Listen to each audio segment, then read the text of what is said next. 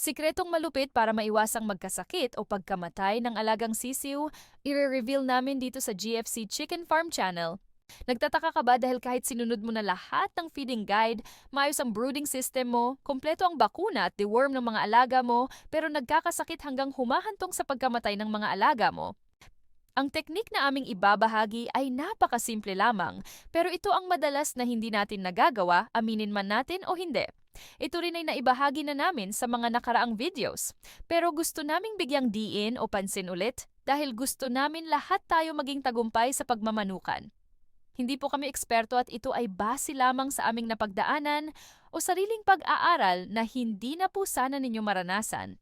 Pag nagpapakain tayo, malinis ba ang tubig lagi, kainan at feeds nila?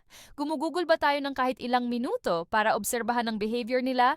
Ginagawan ba natin ng action agad pag may kakaiba sa mga alagang sisiw?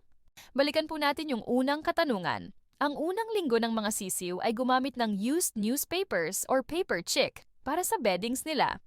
Tanggalin ang layer na paper chick na marumi 3 to 4 times a day or tuwing magpapakain para maiwasan nilang makain ang mga ipot at dumi nila.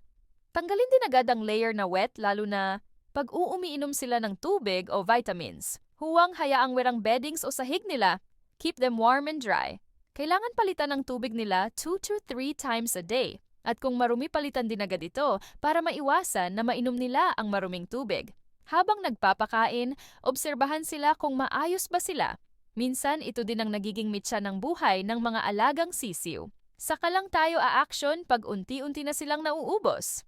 Mag-take down notes po tayo, i-document natin ang mga nangyayari para pag naulit alam na natin ang gagawin. Tandaan natin na ang sariling pag-aaral, kailan may hindi tayo dadayain. Yun lamang po at abangan ang mga susunod pa naming ibabahagi.